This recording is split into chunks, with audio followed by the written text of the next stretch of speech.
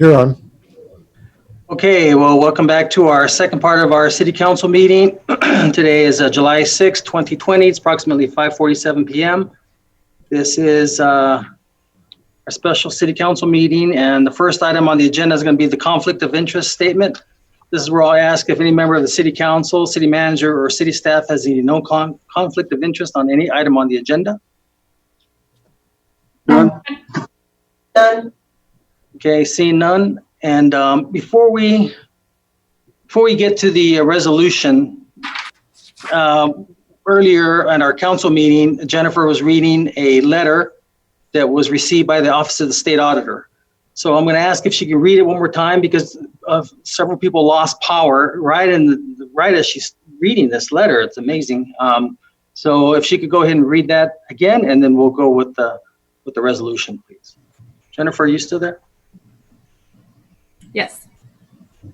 Okay, I will read it again. And as I said before, if you need me to slow down, please let me know.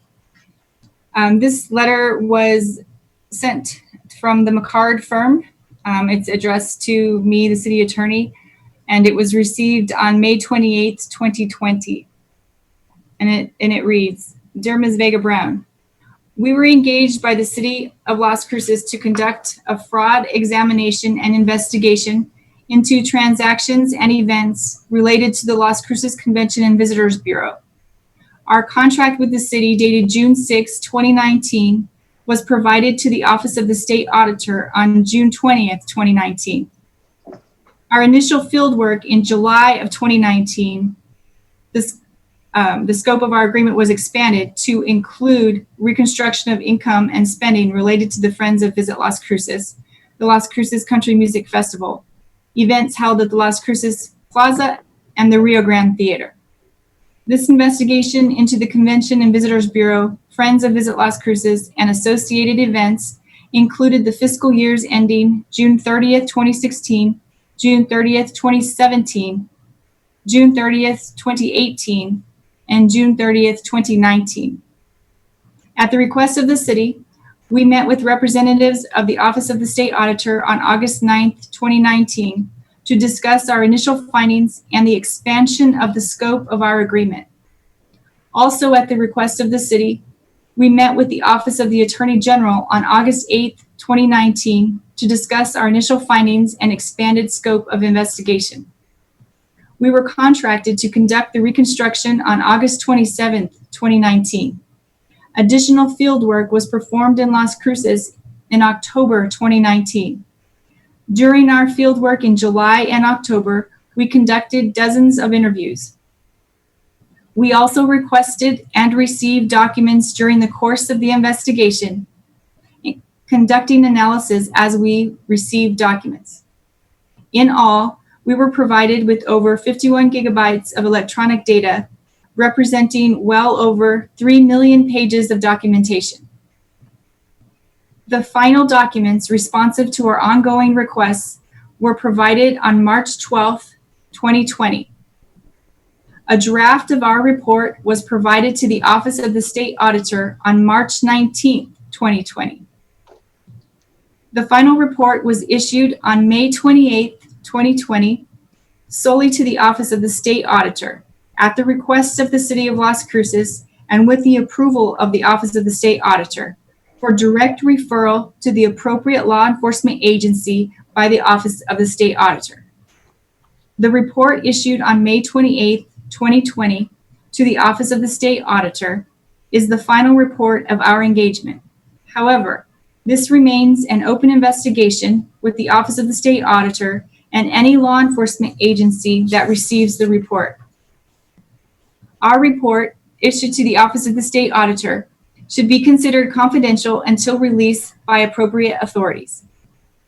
The work we perform for the city is not a financial statement audit and should not be relied on for such purposes. We did not conduct any review of financial statements, as the term review is defined in accounting professional standards.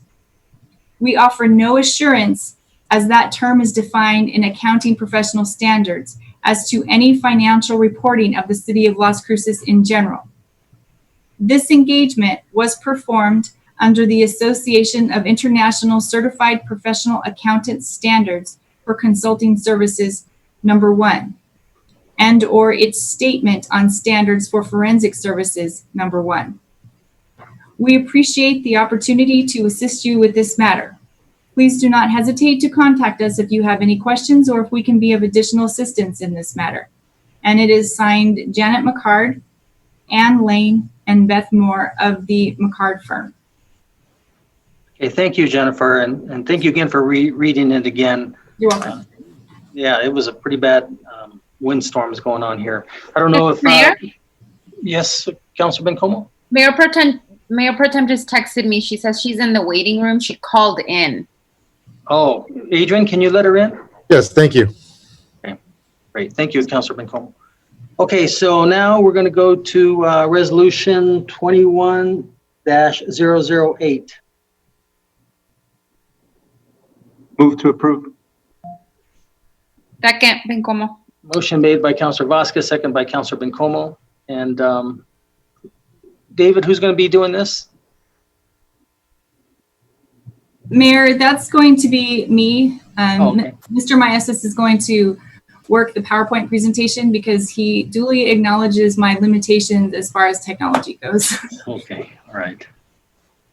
All right, so we can move to the, okay. On March 11th, 2020, Governor Michelle Lujan Grisham issued a state of public health emergency. On March 27th, 2020, the City Council passed the emergency proclamation ordinance, which allows the mayor and council to extend emergency powers by proclamation. On July 30th, 2020, the mayor issued an emergency proclamation regarding additional requirements for face coverings.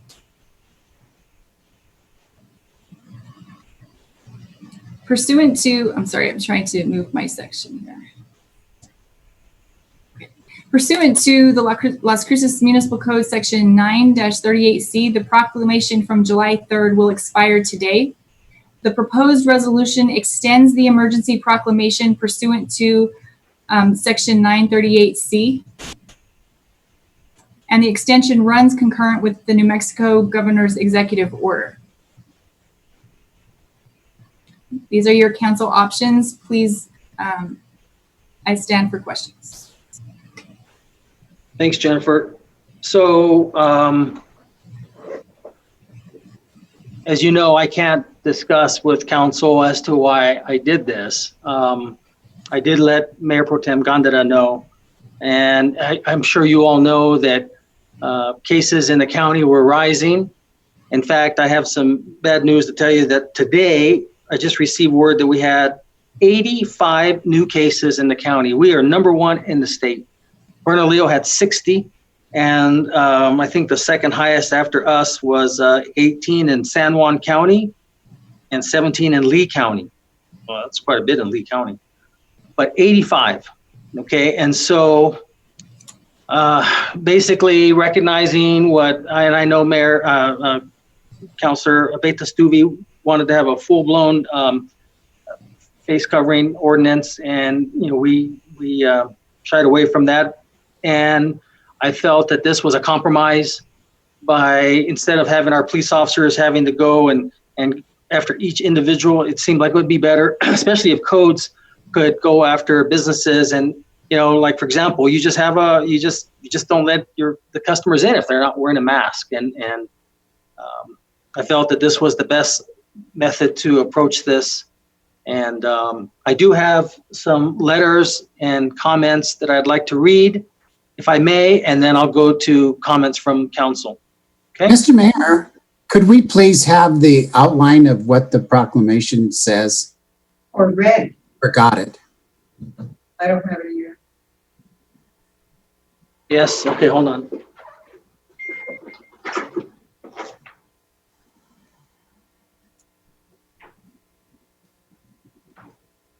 Thank you in advance. Yeah. Hopefully I have it.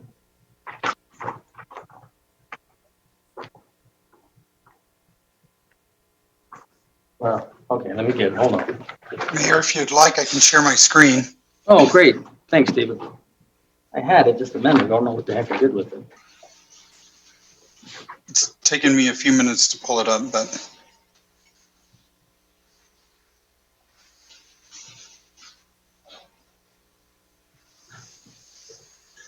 So we don't, when we send the press release out, we don't send copies to council?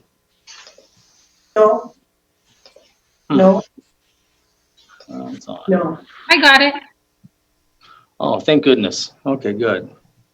How did you get it, Joanna? Now, how did you get it? Christine sent it. Oh, that's Yeah, it. that's what I thought. I figure she sends those out. Doesn't it go out as a PIO, Mayor? This is Cassandra. Yeah, so here, let me go ahead and read it. I've got it.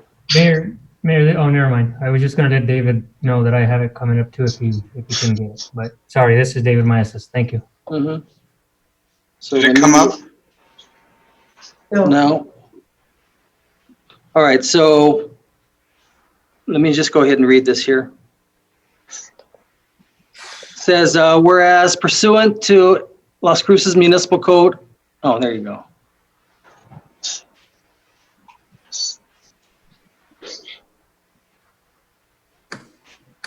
Okay, good. So I don't have to read all that other part. So there it is. Just let me know when you want me to scroll down, Mayor. Well, no, because the first part just basically repeats the authority, and then the meat of it is right here under the following. The businesses within, you changed it here. Sorry. Not too Okay. fast now. Yeah, that the businesses within the city limits and registered and operating in accordance with the Las Cruces Municipal Code, Chapter 16, shall require patrons and employees to wear face coverings when appropriate social distancing of 6 feet cannot be maintained between individuals within the business. So if you have two people, well, first off, the customer has to be wearing a face mask. But if you have an employee that doesn't interact with the customer, technically under hours, as long as it's over 6 feet, they're okay. If one of them calls the clerk over to ask them a question, if they get within 6 feet, then the clerk needs to put their mask on. Okay. B, the face covering shall apply to all applicable businesses currently open to the public. So if they're closed after hours, well, then that's technically, they don't need to be wearing it. And then item C talks about the various types of face covering. So it doesn't have to be necessarily a mask. It can also be made out of cloth or fabric or any other material. Can you move that up a little bit, Dave? And then there's the exclusion for the child 3 years or below. And then on E, they're not required. That would inhibit the individual's health, individual with health issues, precludes them from wearing. And they're not required to have face mask when eating, drinking, or exercising. And then, so the F is the business owners who violate proclamation will face a $100 fine for up to each individual place of business found not to be wearing appropriate face mask, not to exceed a total of $500 per occurrence. So if you have 10 employees, 10 customers, the most we can go is 5 for a total of 500, because that's what our ordinance allows. That's our maximum penalty. And I did it a minute into July 4th to give maximum opportunity for media to get that out. And theoretically, it expires at 12:01 a.m. tonight. So can I go ahead and read these public comments that came in? Sure. Okay, so the first one is, this is addressed to all of you. Greetings. Our mayor and city council are yet again behind the times and come with heavy hands against those who have suffered the most financially during lockdowns, our small businesses. This past week, the governor informed the citizens of New Mexico that there would be strict enforcement of the state mask ordinance. Not following the ordinance is punishable by a $100 fine and or a misdemeanor citation for businesses who have customers caught inside without a mask. Our mayor and city council want in on the funds that will come from this crackdown. Today, the mayor made an emergency proclamation that all businesses and city limits will be fined $100 for each person in their establishment as a customer not wearing a mask up to 500. This is starting to feel like deja vu. I think she's got that a little bit wrong, but anyways, this is already an ordinance in the state. The redundancy with which our mayor and city council govern is not only wasteful but detrimental to our business owners. Rather than enact policies that are original, fresh, and helpful to our most fragile small businesses, they opt to mimic state ordinance already, instead adding another layer of bureaucracy to a system already fraught with redundancy and waste. It has been speculated that the city is concerned that the state police will not be enforcing the state ordinance and as such feels the need to make city policy. Just today, July 3rd, 2020, the Game 1 was visited by the state police enforcement team who were out there checking for compliance. Thus, the city is facing an increased expenditure to taxpayers through city enforcement when the state is actively enforcing the policy already.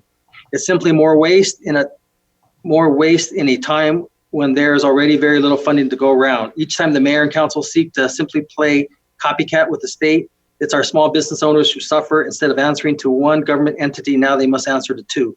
Instead of $100 fine to the state, if someone opts to enter their business with a mask and then take it off once they enter and out of sight of the owner, they have to answer twice, one to the city and one to the state.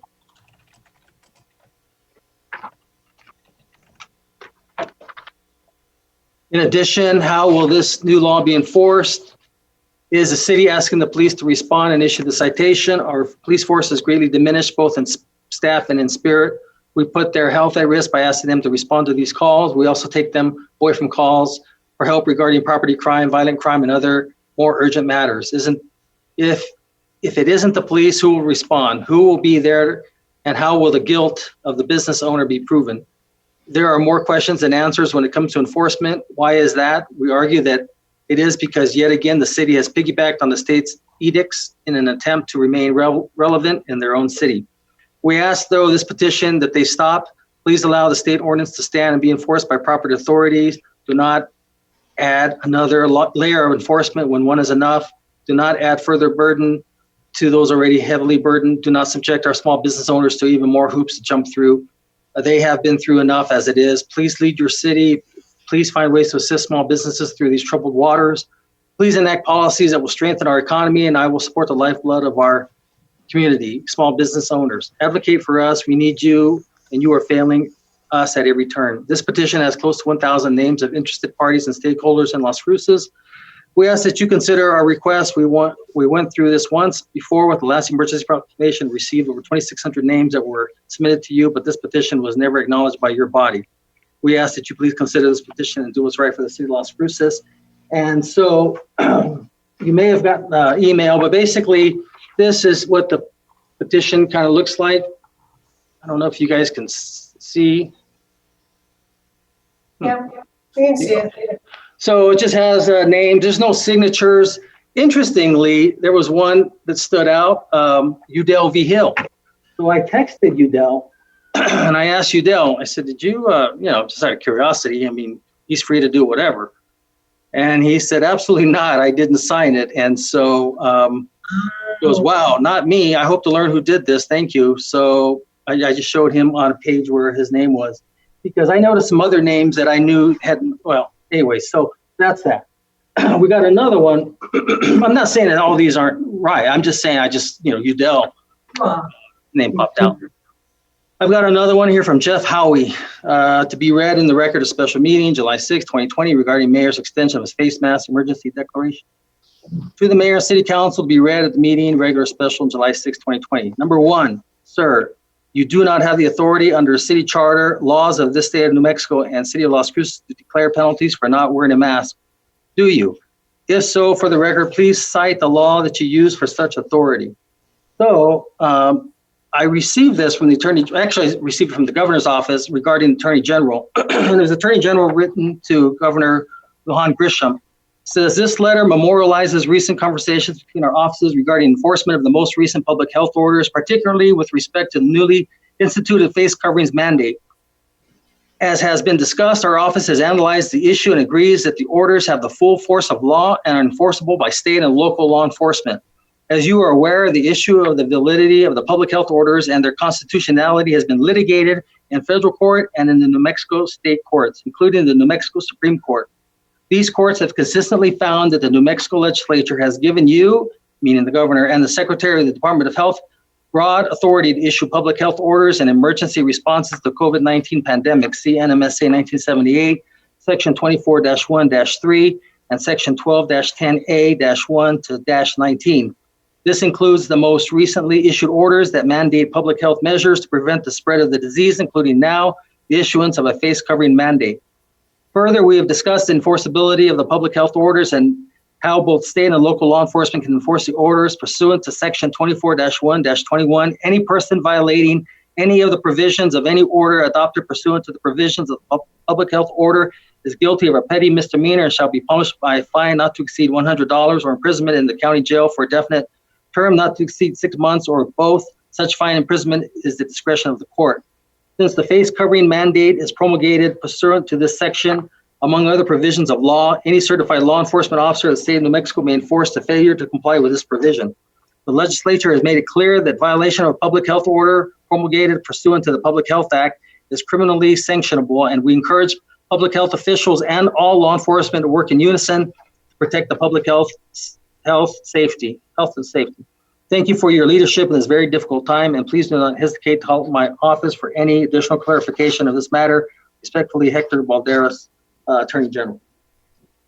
Okay, so the second part of his of Mr. Howie's letter is number 2. The people have spoken on this topic during the last vote in mass. He says, A, more than 1,000 signatures against the ordinance, and there's close to that this time. B, the police chief said he didn't want to enforce a mass ordinance for 4 main reasons, which I won't repeat. C, the city attorney advised against it due to constitutionality, enforcement issues, and bias, making it ripe for lawsuits.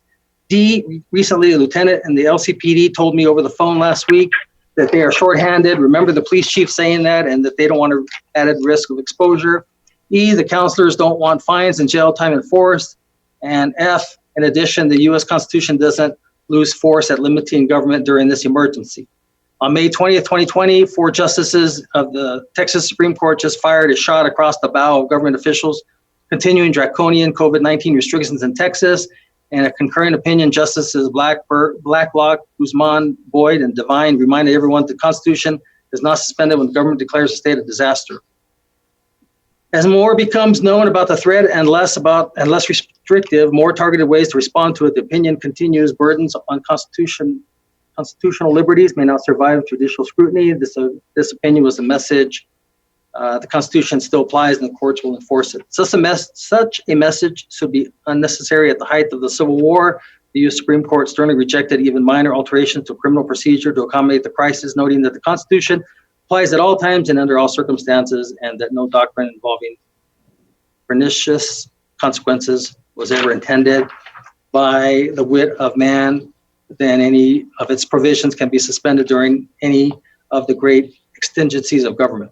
More recently, during Hurricane Katrina, a federal court rightly recognized that restrictions on the freedom of movement are subject to the highest levels of constitutional scrutiny, even during Category 5 hurricane.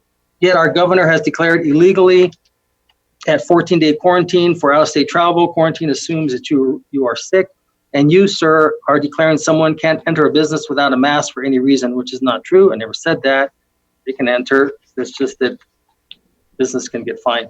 Unfortunately, the message bears repeating. As the current pandemic has continued, pundits, politicians, and even judges have behaved as if there's a pandemic, I think he means pandemic, exception to the Constitution or pandemic.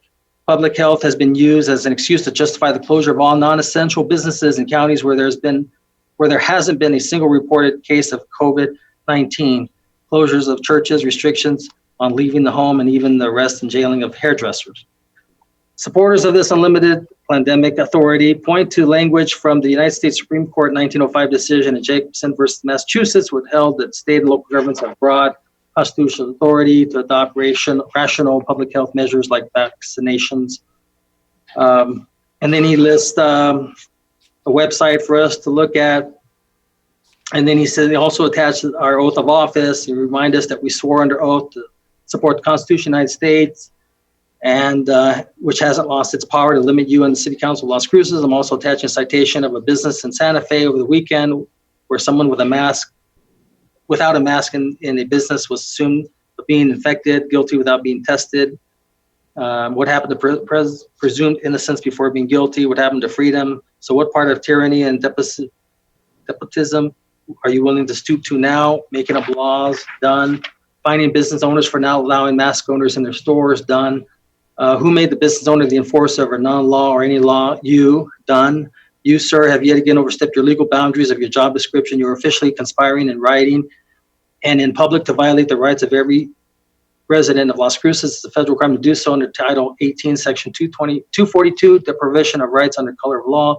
I'll leave you in City Council to look up the penalty for such offense. This is no joke. Proceed at your own peril. That's from Mr. Howley. Denise Roser.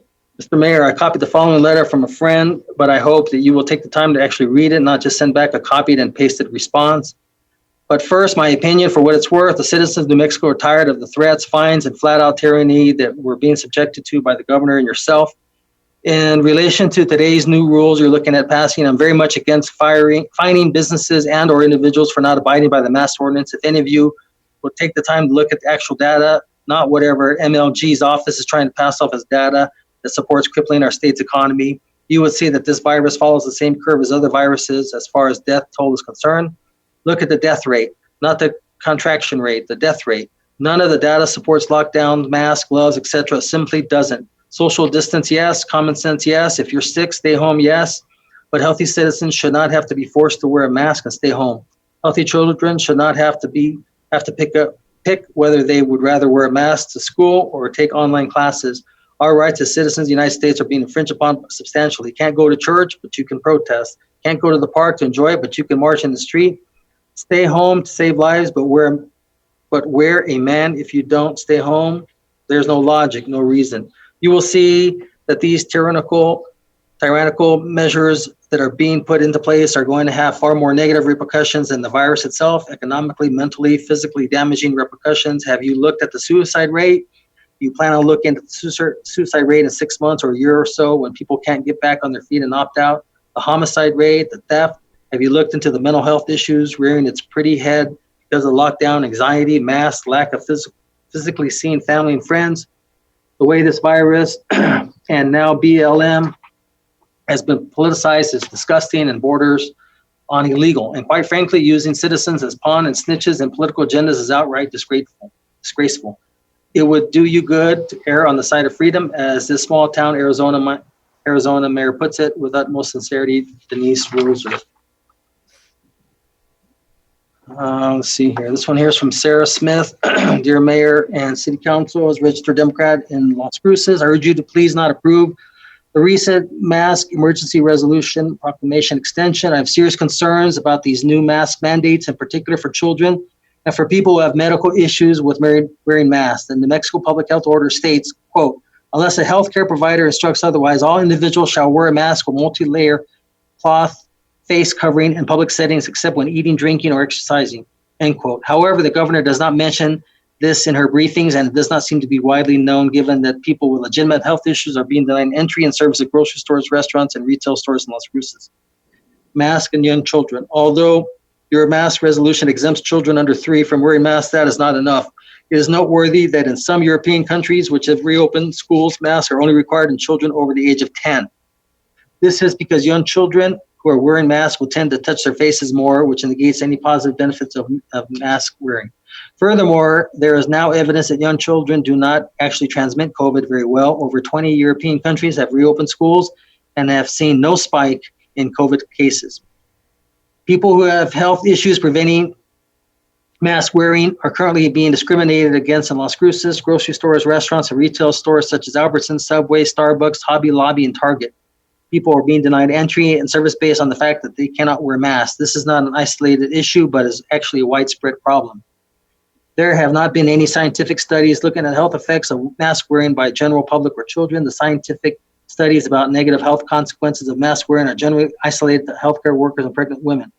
These studies show that mask wearing can increase resting blood pressure, reduce oxygen uptake, and increase carbon dioxide intake, especially in pregnant women, and induce headaches in over 80% of the wearers. Because there is a lack of scientific data in this area, and because I know several people who have reported health issues related to wearing masks, I have been collecting data about negative health effects related to mask wearing. This data is from individuals who live in New Mexico, and most of them live in Las Cruces. Over 40 New Mexico individuals have reported the following negative effects from mask wearing: pleurisy, which is infection of the lining of the lungs; dizziness, fainting, nausea, vomiting, shortness of breath, reduced oxygen saturation levels, skin abrasions, and headaches.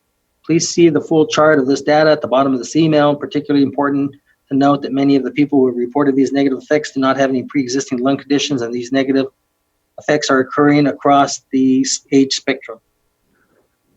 It's been widely acknowledged that transmission is not likely to occur in passing interactions in stores, etc. It is also well understood that asymptomatic transmission is rare. The asymptomatic transmission studies referenced by the CDC clearly shows that it happened when people lived in the same house as an asymptomatic person, shared food with them, or rode on an airplane with them. A recent perspective by Harvard researchers and published in the New England Journal of Medicine on May 11, 2020 says, "We know that wearing a mask outside healthcare facilities offers little, if any, protection from infection. Public health authorities define a significant exposure to COVID-19 as face-to-face contact within 6 feet with a patient with symptomatic COVID-19 that is sustained for at least a few minutes, and some stay more than 10 minutes or even 30 minutes. The chance of catching COVID-19 from passing interaction in a public space is therefore minimal. In many cases, the desire for widespread masking is a reflective reaction to anxiety over the pandemic. This argument that everyone has to wear a mask in public setting does not make sense in light of the current science on transmission. The people who have health issues with wearing masks need to be allowed to not wear masks. The science clearly shows that they are not putting others at risk by not wearing masks. Instead, they are called horrible names instead of being accused of being selfish and encouraged to be discriminated against by the government. Please protect the rights of young children and people who cannot wear masks for medical reasons. Please encourage businesses to allow exemption to the mask mandates for people who have health issues that preclude mask wearing. Sincerely, Sarah Smith, former NASA aerospace engineer, District 5, Las Cruces.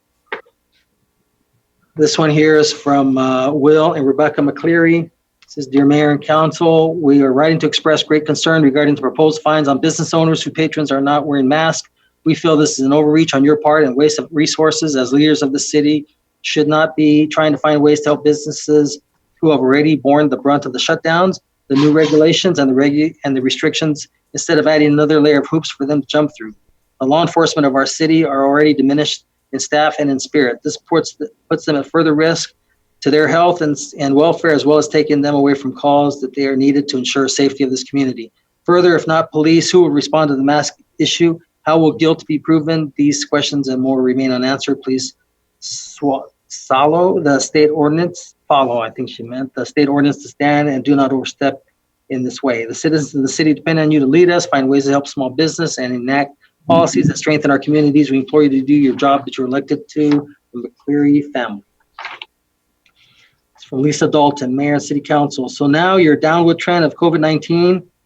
So now that our downward trend of COVID-19, one of the only ones in the U.S., has been reversed and turned upward by the lax attitude of wearing masks in Las Cruces, we are now at a higher risk by those arrogant enough to think that we are about a virus that is killing Americans and New Mexicans, especially when sandwiched between Arizona and Texas, which are both exploding with cases. Are you happy that you caved into those who don't want to be inconvenienced to save fellow citizens, including one woman who was hit in the face in Walgreens over a mask confrontation? Geez, please follow Governor Lujan Grisham in her ordinance for face coverings and distancing. Lisa Dalton, Las Cruces resident.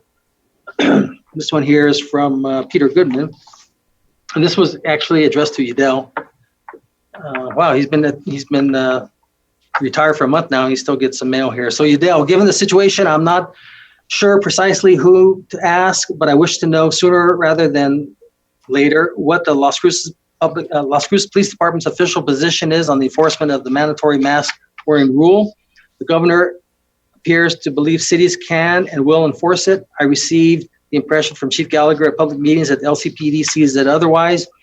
Another source has said that LCPD would have no authority to enforce, while some believe LCPD would have no authority not to enforce. Does LCPD contend that it has authority to enforce the mask wearing requirement, or that it does not? Does LCPD, if it believes has the authority to enforce, have any policy concerning enforcement, non-enforcement, or partial enforcement? ? If LCPD has the authority to enforce, does it have the authority to give businesses citation fines for not requiring all customers and to start to wear a mask, and or does codes enforcement have such authority? I would also ask of our city officials, A, the city administration view of the above, B, whether the city is prepared to reconsider enacting an ordinance rather than a resolution in order to resolve this issue, and or whether or not Mayor Miyagishima could do so under emergency powers subject to city council review in 72 hours. And C, whether the city could enact a health ordinance under which a business failing in its health-oriented responsibilities could, after initial warning and or fine, be closed for some days as punishment for progressively longer periods if violations persisted. Thank you, Peter. I should have copied the city attorney on this email if I had her email address handy. Next one is from Jacqueline Bustamante. With the governor's newly made up numbers for the state of New Mexico and Chinese virus, you both do understand this is unconstitutional and goes against our 10th Amendment. If you are not aware of your Constitution, I suggest you go back and read what our Constitution states. Your mandate, orders, laws, rules, and policies that do not uphold to any citizen in the state of New Mexico. Only legislation can uphold these, and litigation has not done so. Governor or you cannot demand people to do something that is not law. I myself have doctors' orders not to wear a mask due to my health condition, yet you still threaten a fine. Be aware you will be sued if this comes down to it. Violating my rights is something that I take very seriously, and that is exactly what you and this tyrannical governor are doing. It's okay for you to have out-of-town Soros protesters here, yet you did not make one attempt to get them off the streets, especially when they did not wear a so-called mask or social distancing. You are nothing but hypocrites, and I pray you all are out of office very soon. God is watching. You all remember that. Jacqueline Bustamante. Let's see. Linda Hall. I sincerely hope you will vote to extend these safeguards during the pandemic, since relaxing the recommended safety precautions have led to an increase in COVID-19 in so many other areas of the country. Sincerely, Linda Hall. From Jean Berlowitz. Please pass the mask wearing requirement, but more importantly, insist that it be enforced. This one's from Richard Starkey. Mayor and council members, I'd like to provide input for your Monday afternoon meeting. We unequivocally know that face masks reduce the possibility of contracting coronavirus by at least 50%. Also, if you could take a poll on the subject of wearing face masks, I suspect that you will find, as in many other communities, that the large majority of people in Las Cruces support wearing face masks. There is many people, including myself, who won't enter a store where people are not required to wear face masks.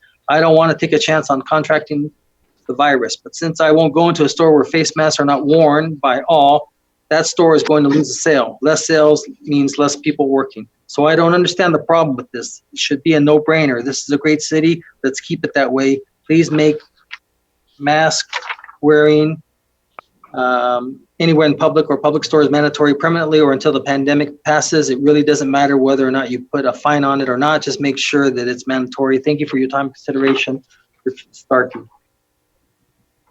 And then the last one here is from Michael Harris, Councilor Flores, and Mayor Miyagishima. A lot of things have changed since I wrote to you last about not supporting the now tabled mask ordinance. Unfortunately, I think that request was misguided and maybe too helpful for how people would behave. Now that cases are rising, I am fully in support of the mayor's emergency order imposing penalties on businesses that fail to enforce the state's face covering order. The main things that have changed in my mind are, number one, there's finally public messaging about airborne transmission, and he lists a New York Times article. This isn't new science. It has been known for a long time, but just like masks themselves, public health agencies are finally coming around and adding it to their messaging. Number two, I went to Lowe's earlier this week, and as I waited for my order in the parking lot, watched maybe 1/3 of the people entering the store without masks on. There didn't really appear to be any employees attempting to enforce the rule, though the employees themselves were all wearing masks. Lack of enforcement seems to be unevenly spread. I have seen people turned away at other stores who require masks. Number three, I have read a lot of comments on Facebook from people who do not believe that the state public health orders apply to them because of mirrored reasons. It seems unnecessary to provide certainty about local enforcement and emphasize the why. Quote, the virus is airborne. So if we want indoor shops open, we all need to wear a mask indoors, end quote. I do feel bad for the employees who will have to bear the brunt of the enforcement and for LCPD who now have to enforce more rules. But if businesses and offices want to stay open, then their managers will have to deal with it. and there is a probability no more urgent danger to the city and its inhabitants than COVID-19. It also seems reasonable to shift law enforcement resources. Perhaps it's a good time to utilize resources other than armed officers to manage enforcement. Please feel free to read this letter during public comment if you see fit. This is my personal opinion as a resident of Las Cruces. Thank you for your time, Michael Harris. Okay, so that takes care of letters read. So I'm going to open it up to Councilor Sorg and Councilor Flores. Councilor Sorg. Thank you, Mr. Mayor. I think we ought to have a resolution to run Mr. Soros out of town here. That's a joke, by the way. Yeah, this is amazing that we get these kind of emails, but it's expected nowadays. I just can't say enough of how serious our situation is. I have graphed our cases of COVID-19 in Doña Ana County since the beginning. And I got to tell you, until June 25th, I was rather proud of Doña Ana County. Yeah, we had some blips, some little humps in the numbers, but starting on June 25th, I am not happy at all. And of course, today's number at 85. And when you put it on a curve, I have it on a graph, and I tell you, that curve looks just like the curves you see in Texas, Florida, Arizona. And we're a little behind them, of course, but it's very similar. And I don't know if people realize that 5% of the people in New Mexico that get positive tests, they die. They die. And this is not necessary. We can prevent us from getting this if we simply wear the masks all the time when we're with other people in the public. And so the contagiousness of this coronavirus, I don't think people understand it very well. So first of all, I'd like to know, how does your proclamation, Mr. Mayor, compare with the governor's orders? I think the governor's is for everybody, and that they're supposed to be wearing a face mask if you're within 6 feet. And I just wanted, kind of taking all the comments I've heard throughout the weeks and days, and this one here really focuses more on the business. If they're not wearing a mask, you just, they can't come in. I mean, if you have a sign there, hopefully they will abide by it. And if they say they have a medical condition, I wouldn't argue with them. Say fine. I think if they were to get cited by codes and you explain to them, hey, this guy said he had a medical condition, I don't think we're not going to require that they show it. But, I think if we increase usage by 30, 40, 50%, I think we've stopped a huge spread. We're not going to hit 100%. We know that. Of course. Right. So in other words, the governor says everybody, everywhere, when they're within 6 feet. And you're just saying in the businesses, right? So you're less restrictive than the governor, no? Yeah, well, I guess you could say that. I mean, basically, so let's say you're driving in your vehicle, you're walking to the store, you put your mask on before you enter, you go grab a couple things. If you use the self-service checkout, you don't have to talk to anybody. You do your thing, your business, you leave, get back in your vehicle, take your mask off. Yeah, that's what I do. Yeah, and then if you need to ask a question of a clerk and you get closer to the 6 feet, that clerk, if they aren't wearing a mask, then they're supposed to have one. I would think that they'd have one handy, put one on if you guys are gonna be talking within 6 feet. Sure. If you can yell to one another, 10 feet away, I guess you don't need to. Okay. I don't think we have to yell, but that's okay. I understand. Yeah. So yeah, I'm all in favor of this resolution. So I've said it before, it's getting to be like a broken record here. Okay, Mayor, thank you so much. Thank you. Before I go to Councilor Flores, Udell just texted me. It was his older son, Udell Justin Vigil. But Udell, the one who retired from the city, said that it was not him, but he still supports our ordinance. So thank you, Udell. All right, Councilor Flores. Thank you, Mr. Mayor. And thank you for reading the emails. I'm in total support of the proclamation, And I think people have to understand that the proclamation has the effect of an ordinance, except that it's in the manner that it is written under these circumstances. So I was just wondering though, if it could be amended to, in subsection A, there's language in there that says or, and I don't know if you have it in front of you.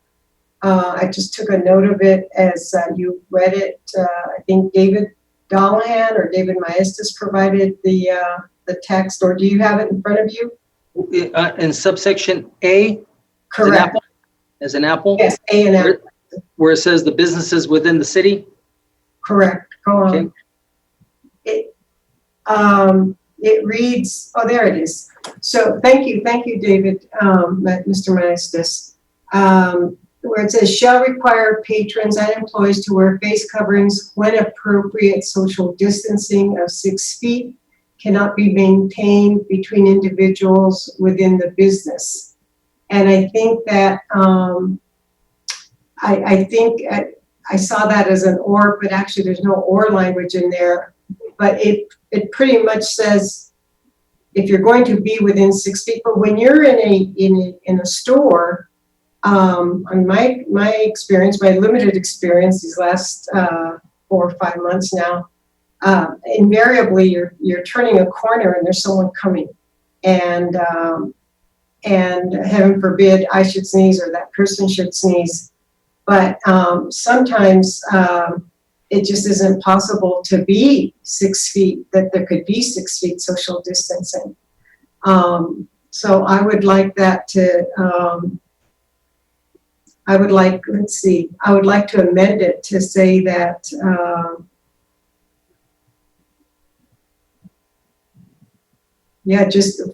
forget when, stop it at, to read that businesses within the Las Cruces city limits and registered and operating in accordance with Las Cruces Community Code, Chapter 16, etc., and further defined in LMC, etc., shall require patrons and employees to wear face coverings, period.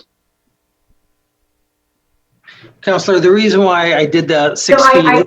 Yeah, you did explain, Mr. Mayor, but I was just wondering, or if it could be changed to, as you said, there are going to be employees who don't deal with the public, who are maybe just, in the storage room or whatever it's called. But anyway, that's something I would change there to make the wearing of the face covering at all times when you're inside a business. Okay. Well, let me go to the rest, and then if you want to put forth that amendment. Yes, thank you, Mr. Mayor. Councilor Beta-Stubbe. Thank you, Mayor. I also received a message, many of the same ones you read, but I thought I would read this one. And if you've already had, I'm sorry I missed it. But it does say, Dear Councilor Beta-Stubbe, we are happy to hear the City Council will be voting on the extension for the Mayor's proclamation on the use of masks. We support your efforts to put this into place, and we thank you for elevating this issue. AARP Chapter 1230, Dave Lynch, President. Yes, I received that too. So, one of the reports that I also heard over the weekend, that I believe in my district that Good Samaritan might have had its first case as well. And it's a retirement home too, and one that I've been quite concerned about. We know that this virus does affect our elderly population very heavily, and especially in congregate settings. And so I am wishing them well, and if there's any needs, I'm happy to help however I can. I've been adamant about the use of masks for a while because I know that they help, and that it's necessary for public safety and health regulations. It's helpful to curb that spread, which we need. And as we see in the last few days, in the last 4 days, we had 219 cases. So we are seeing that rise. I know people have talked about other countries being open, kids going back to school. Just in June 17th of 2020, Beijing, that had opened its schools, ended up having to close down again because of rise in cases. So what we know is this is still, it's a novel virus. It is new. And what we learn about it and from it is constantly changing. And I've said from the beginning that we need to be adaptable to this situation. And we need to make those adjustments to help protect our community. And this masking, we do know, especially when we're in closed settings, is a way to help protect our residents, but also it's to help protect our economy too, to keep us staying open, to hopefully curb those cases so that when other parts of the state are able to move into phase 2, that we're ready with them and that we won't be held back and that we're not having our members sick. So it works both ways. It is for the protection of the businesses and it is for the protection of people. Thank you. Okay, so I lost power over here in my office, so I'm using my internet on my iPad. I don't know if you guys can hear me. Yes, we can hear you. Oh, okay, there you are. Yes, we can hear you. So we had, let's see, next up was Councilor Beta Stuvie. I guess you finished, so next was going to be Councilor Pincoma. Thanks, Mayor, and thanks for my colleagues who've spoken before me. For folks who send emails, I mean, I think it's important that you send emails. Obviously, the mayor will read them, whether they have factual things in them or not. But I think the most disheartening ones for me are the racist ones. I think, you know, you can be mad and you can be upset, and that is just not okay that you send emails with racial comments. I think particularly seeing the spike of hate crimes being committed against the Asian American community. And so I just wanted to point that out because I'm just not okay with it. I've obviously been in support of something like this since last time we discussed it. I think, I'm going to repeat what my colleagues have repeated because I think it's important. I mean, in the last few days, we've seen, today was 85, yesterday was 38, 56, 46, 42, 9, 21, 35, 27, 24, 36. That's the last week of the number of cases every day. It's clear to me that people are not taking this seriously, that we've sort of just decided that this is no longer a threat. However, it is. I think I'm mostly frustrated with this narrative that, frankly, very few people created, this very loud narrative about this council being that somehow this is a council versus business narrative when the common enemy here is this virus. And how will we all commit to each other to try to lower the spread? And frankly, I'm sitting here really frustrated that there has been not a lot and not all of them, but there's been several businesses that have been resistant and defiant. And not just businesses, but also people. And now we're seeing these spikes, and now we're seeing the increase of and the spread of this virus. And frankly, predominantly Native and Latinos are experiencing some of the worst spikes and the worst inequities in the data.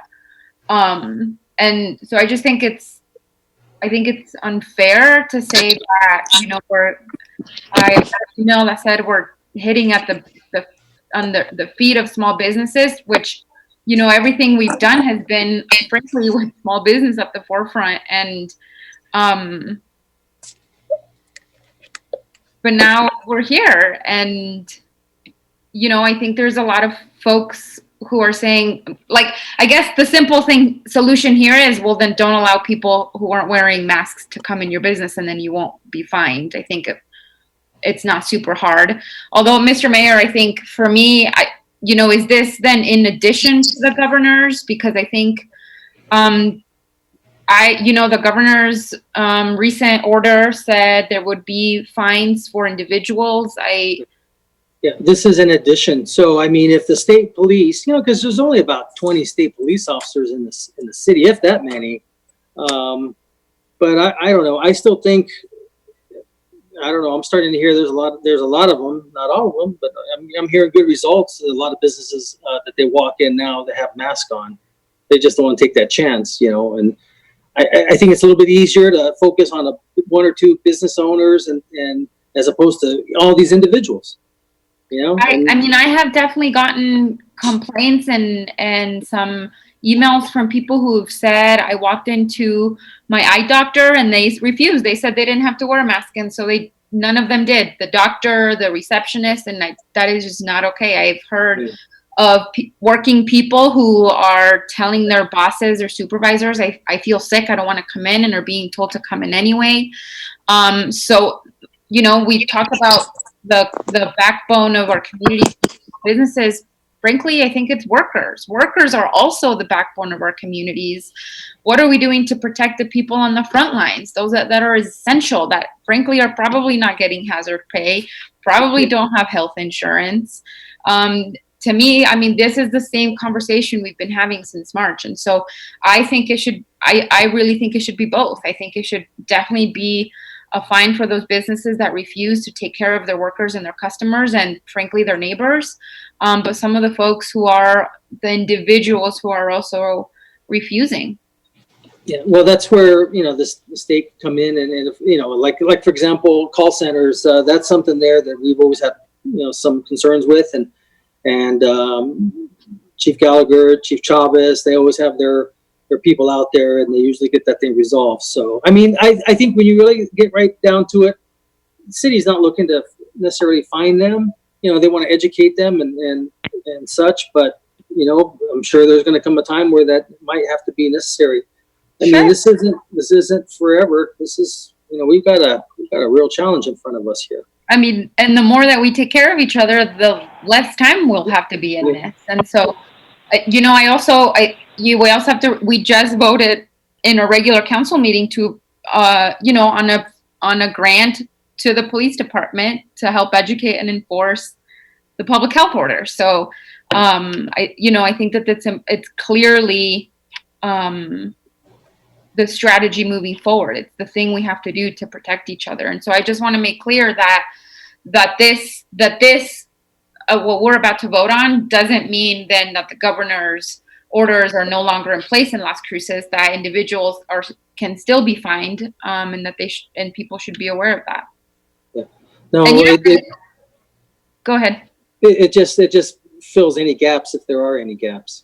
Right. And absolutely agree with you, Mayor. This isn't because we want to find people. That's ludicrous. I don't want to find people. I want people to be safe and to stay healthy. And I want people to take care of themselves and their neighbors, especially, because we are in a pretty terrible situation. And I think people need to meet us in the middle. And I don't necessarily think people have. Okay, thank you. Councilor Vasquez? Thank you, Mayor. Just want to chime in and say that I'm fully supportive of the proclamation and extending this to an enforceable, an enforceable situation here. As many of you know, my uncle recently passed from COVID, and this is very personal to me in that sense. And wearing a mask is really an act of kindness to those who you share this community with, you share a store with. It does protect workers. It does protect your neighbors. And so this is common sense. I, along with everyone else, didn't envision a time in even my life, I guess, that, we'd all be walking around wearing actually some pretty cool masks now. People have gotten very creative and are making fashion statements with them. And so I'm sure there's a mask out there for everybody, right? If people feel uncomfortable wearing the medical masks, they can custom order something from somewhere, I'm sure, that they would like. So, I do fully support it. I think, Albertsons is a good example of a place that I think has done a really good job of enforcing the mask rules since they first opened. They do have a very nice young lady who goes out there or who stands outside and essentially, you know, tells people to please wear a mask before they come in. And I've seen it. I've seen people that don't want to comply, you know, perhaps take their business elsewhere, but 95% of the people that, you know, that are told that they have to wear a mask are very nice about it. So they either, you know, return with one on or, you know, go purchase one. And so at this point, we all got to have a mask hanging from our key ring or from our mirrors in our cars. As many people do. It's a weird new normal. It makes some people very uncomfortable. I get that, but it's what we need to get through this and what we need to keep our economy and our small businesses going. So fully support it. Thank you, Mayor. Thank you, Councilor. Councilor Flores? Thank you, Mr. Mayor. Well, before I go, Councilor, it looks like Mayor Pro Tem got kicked off. So Adrian, if you could let her in the meeting, please. Got it. Okay. Yes, Councilor Flores.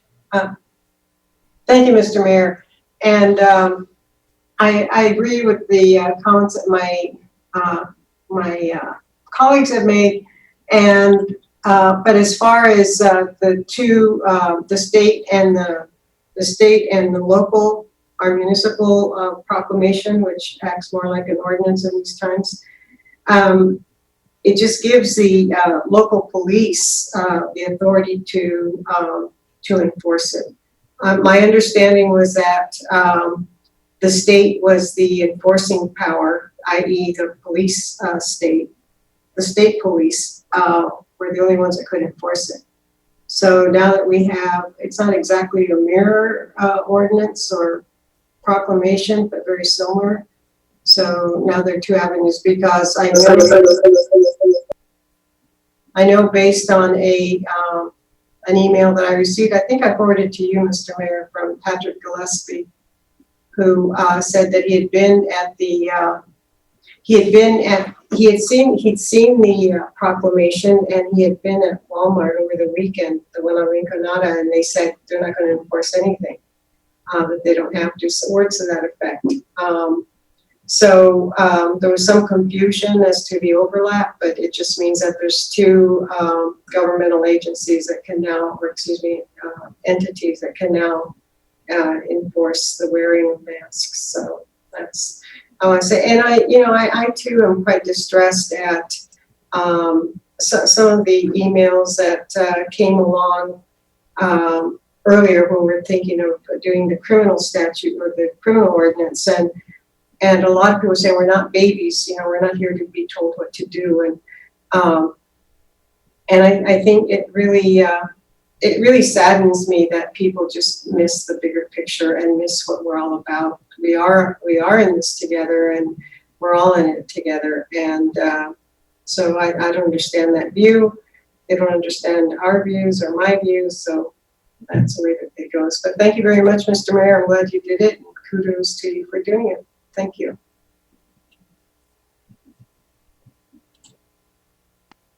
You're on mute, Mr. Mayor.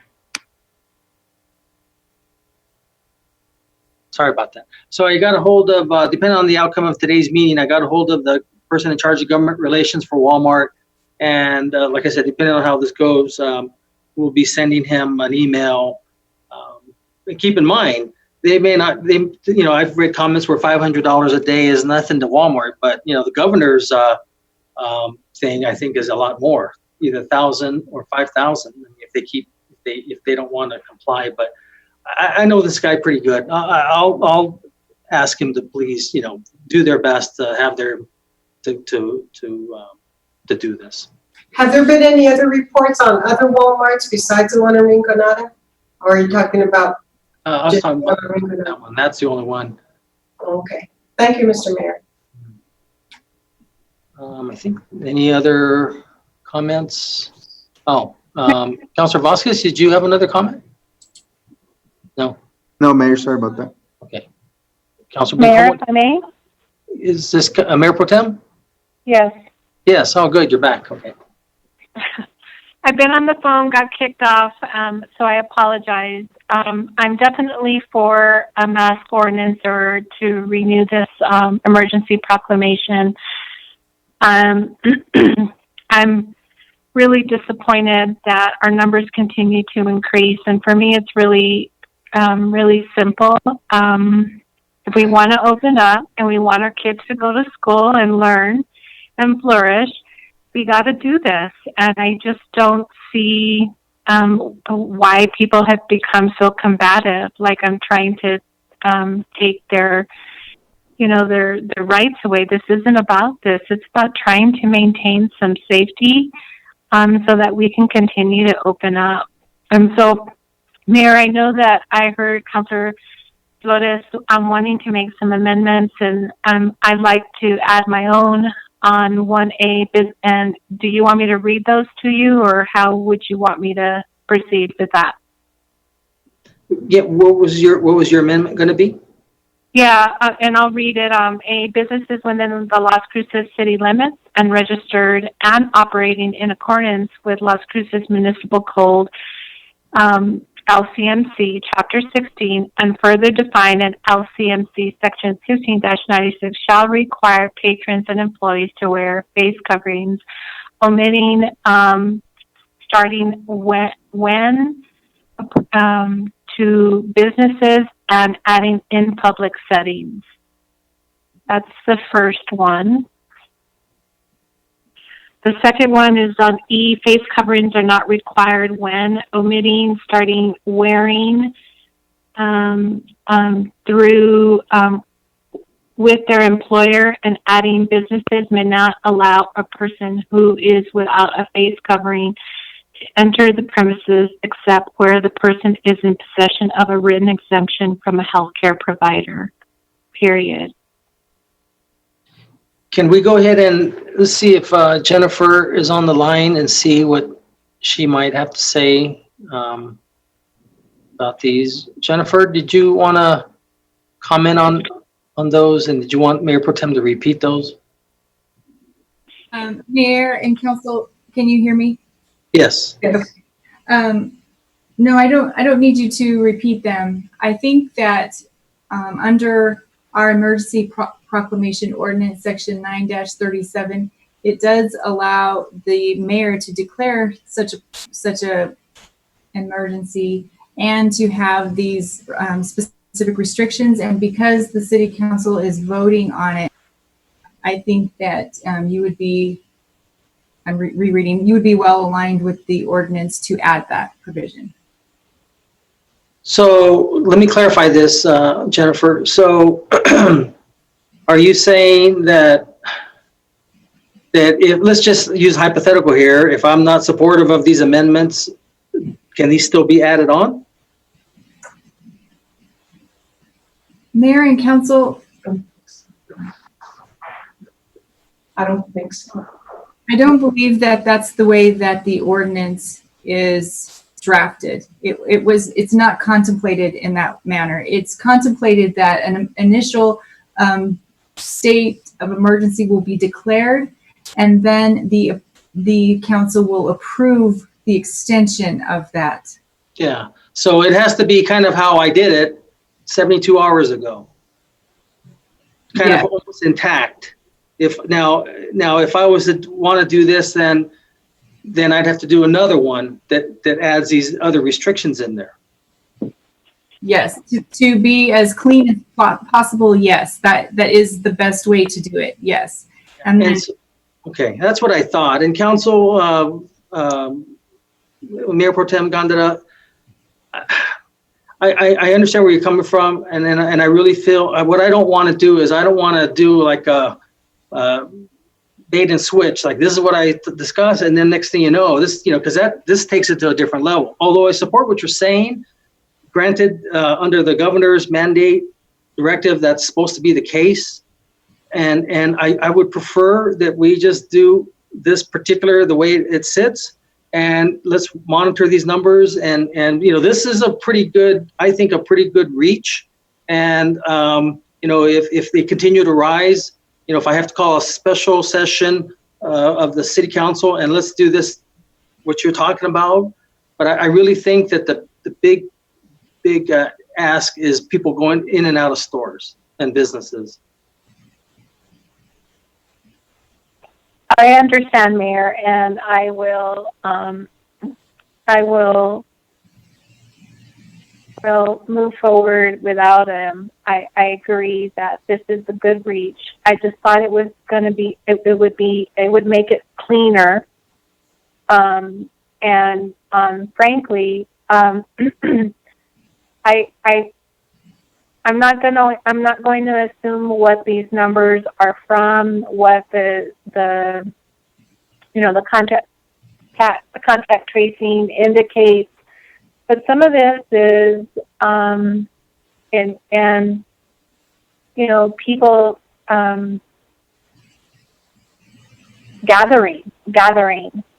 And I'm almost afraid of what the 4th of July is going to bring to us. And I know that there's fatigue. People want to get back to normal. I want to get back to normal. But I also, along with a lot of folks, are very leery about going into restaurants and big box or any businesses. And really, I have anybody, and you know me, I'm worried about people's mental health and sort of what is to come. And if anything, COVID has exposed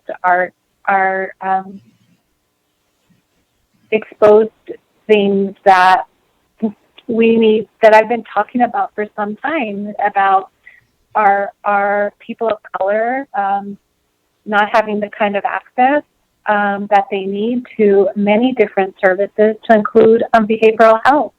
And so I think that if we do this, we need to continue to really help our small businesses. I think that our Economic Development Department has done an excellent job when we have changed things or offered different things, different strategies to assist, that they've educated the businesses.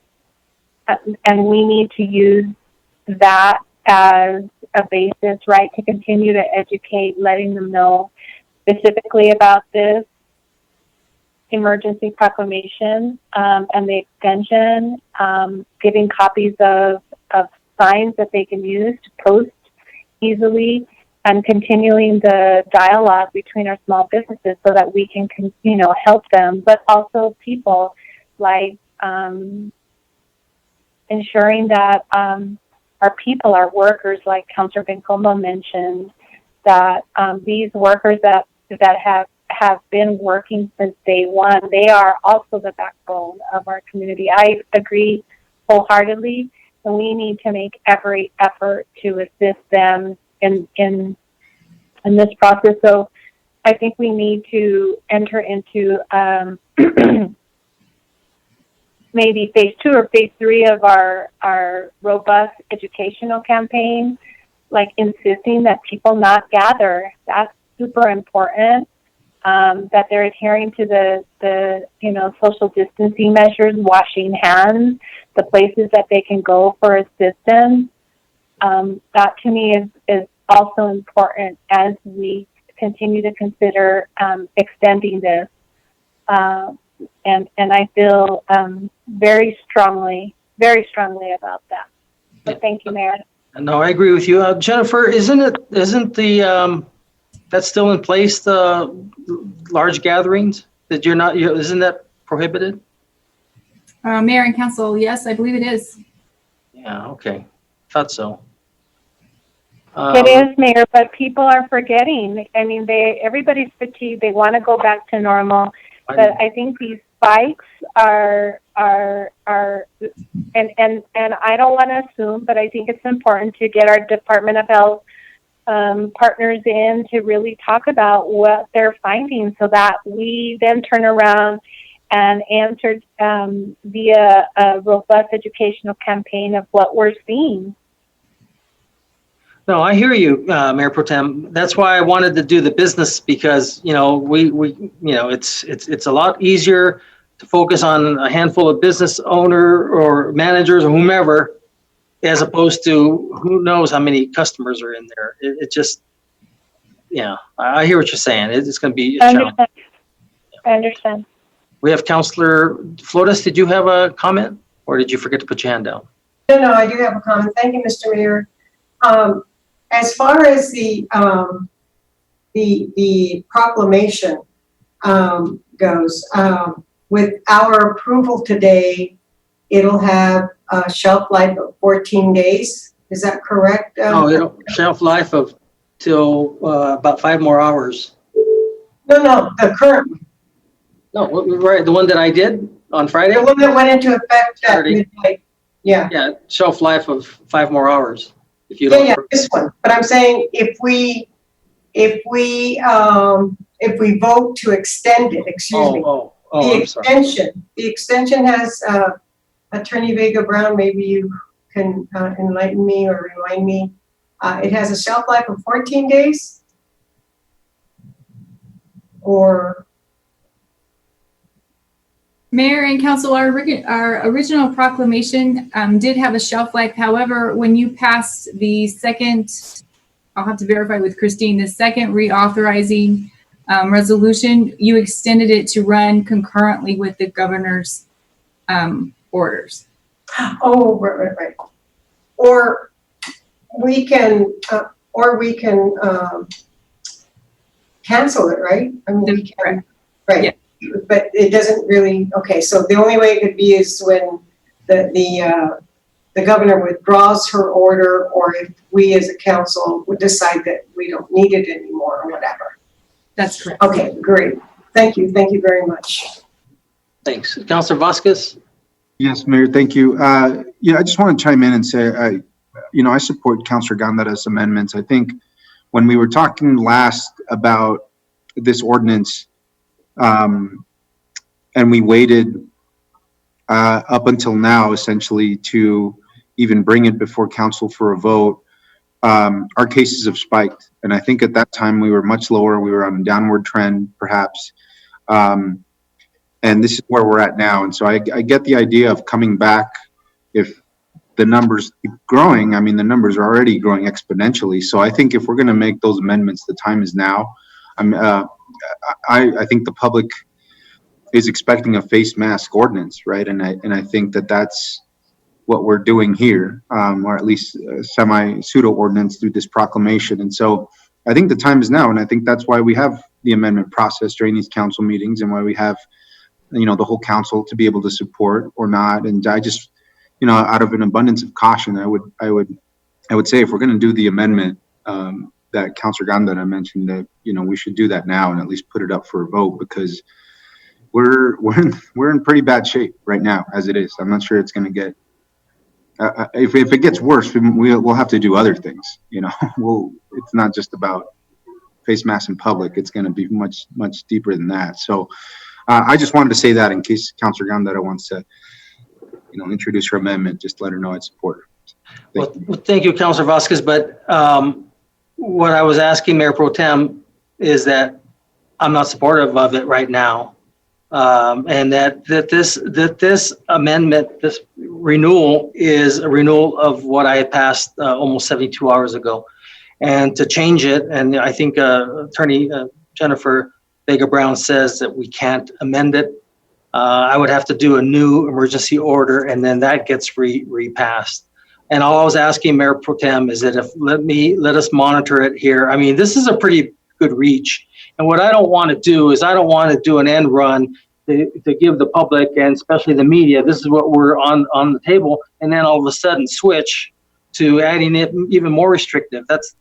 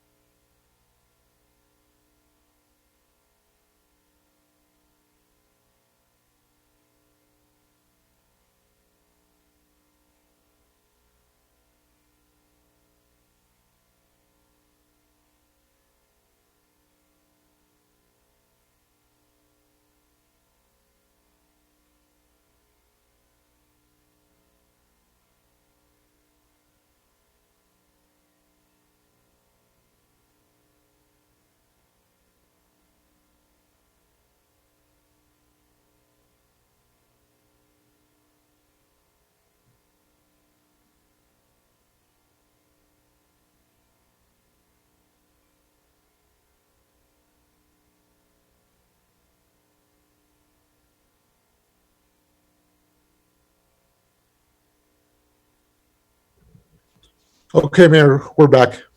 Okay, great. Let's see who it was. Councillor Abeta Stuvey. Yes, thank you, Mayor. I did just get a message from a member of the public that was asking about what was the proper procedure if they do see violations on who to report to. Is Chief Gallagher on the phone? I mean, on the call? Or, Deputy Chief Dominguez? Deputy Chief, is code's going to be empowered to also act on this as well?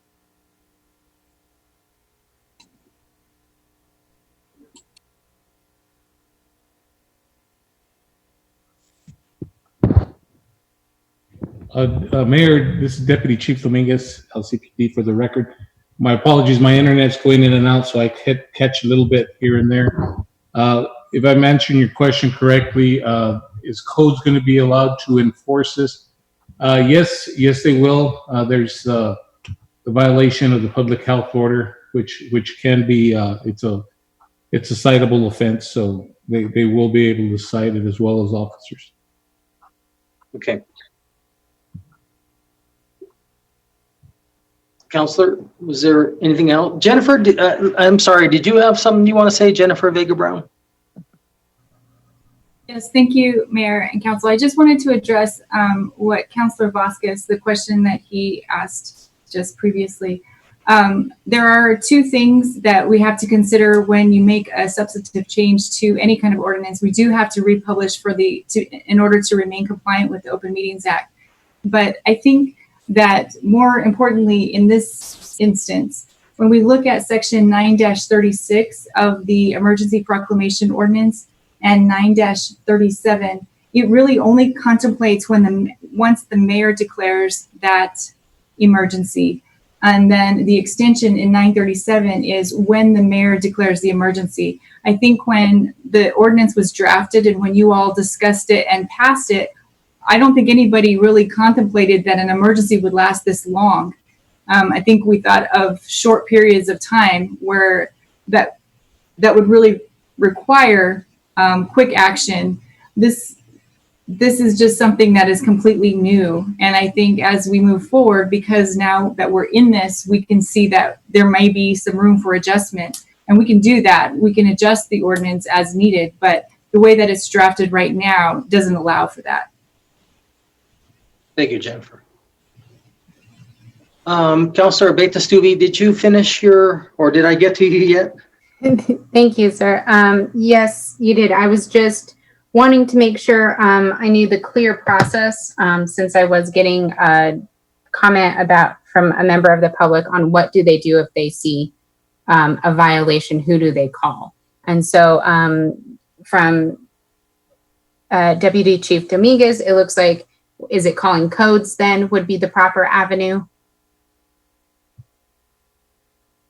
Mayor, Councilor Stuvey, if they call the non-emergency number, they'll dispatch an officer or a codes officer to the location. Okay, thank you, sir. Thank you, DC Dominguez. Councilor Bencomo?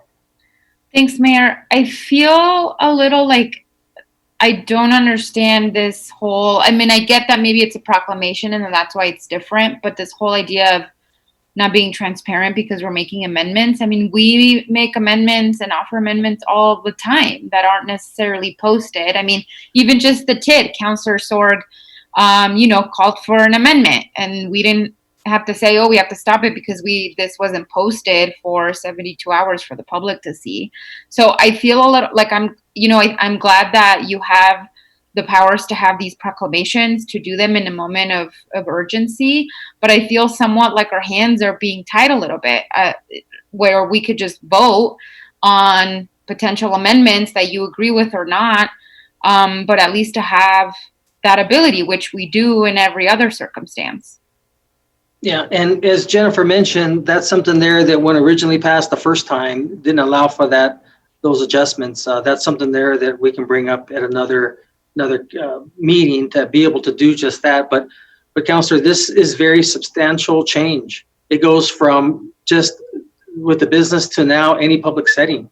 That's huge. I mean, it's not little, it's not something that's somewhat minor that usually amendments usually do. Okay, well, we're going to just take this away, we're going to do that. We're talking now you're talking a huge change, and it's just not good business to do it like that. And that's why the Open Meetings Act specifically says you have to advertise on the agenda 72 hours so that the public knows what it is. Because who knows, if this had been now going to be all public locations, that could have changed the whole amount of public emails. I mean, it could have. You saw what happened when I tried to do the 25% indoors and 50% outside, which, in hindsight, not that many businesses are even going inside. They want to be outside because they're worried. But, and some businesses are starting to look at doing that outside. But okay, that's different, but. Sure, I get that, and maybe perhaps some of their bigger ticket items, perhaps. But I think Mayor Pro Tem also had a couple things that I would be in support of that don't necessarily do that, like the note, right? Like there was a couple things that she mentioned that weren't necessarily changing. This. Okay, what was the note again? I'm sorry. You know what? You're right. That was overshadowed by the big things, and I'm sorry. I apologize for cutting you off. Do you want to recite it or ask Mayor Pro Tem to do that? No, I would love for her to do it. I think she had a list. Mayor and Pro I don't Tem, know if she's still on. and I don't know, Jennifer, if it's that, let me hear what Mayor Pro Tem Gondana had to say on that. I don't see her number on the screen anymore. Did she lose her internet? Did she text you? No, but I can text her right now. Okay. Councilor Abeyta-Stube, did you forget to put your hand down? Yes, apologies. Okay, no problem. Councilor Bencomo, and what I was telling, I mean, who knows if the spike keeps going up, we may have to just go in that direction. I mean, this is just like, and we'll monitor it again on Friday. We may have to do that. I don't know. This is not good that we overtook Bernalillo County, who's 5 times larger, 6 times larger than us. Councilor Sword? She Yes, said she's Mr. trying to Mayor. get on. Jennifer's Excuse me. had her hand up. Jennifer, did you have another comment?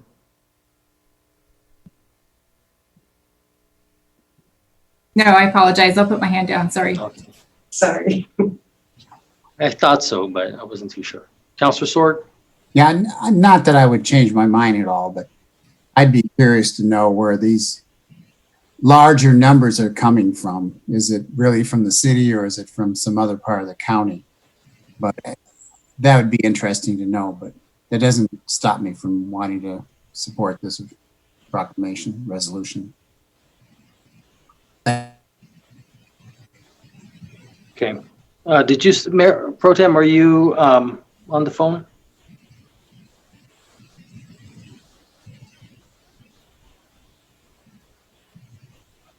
Getting on now, Mayor. Okay.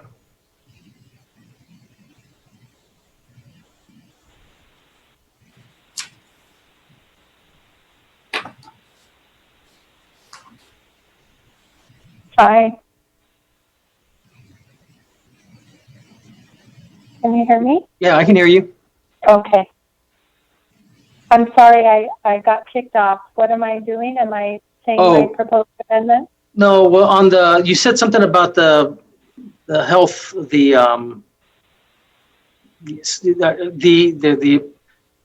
they had a note with them or something. I wasn't too sure about that one. Yes, face coverings are not required when, and then omit from wearing onto employee, period, and add, businesses may not allow a person who is without a face covering to enter the premises except where that person is in possession of a written exemption from a healthcare provider. Oh, a written exemption. Ooh. Uh-huh. Yeah, I don't know.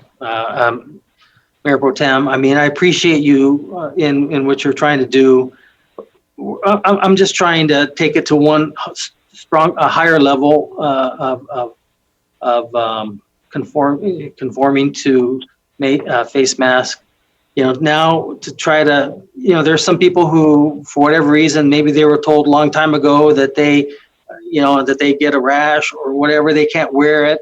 And then to go back and try to, cause them to go back to get a doctor's note again. I mean, I'm like this one person, I'm not asking businesses to become confrontational.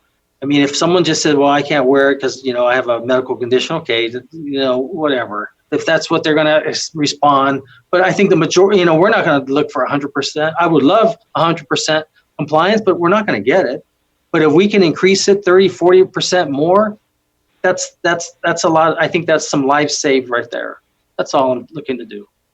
I was trying to do this very pragmatically, go in, go out, do your business and wear a mask. There's going to be some that are going to be trying to push the business owner. If they should get a citation, hopefully I would hope that codes would be a little bit more understanding and say, okay, I understand, I know you pretty much try to get everyone to wear it. Okay, fine. And then who knows? We'll turn that person over to state police and get them fined, get that person fined. I don't know, but I don't think I can move in that direction that they require to have a doctor's note.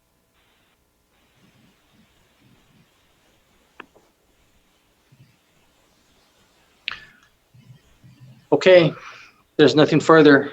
Christine?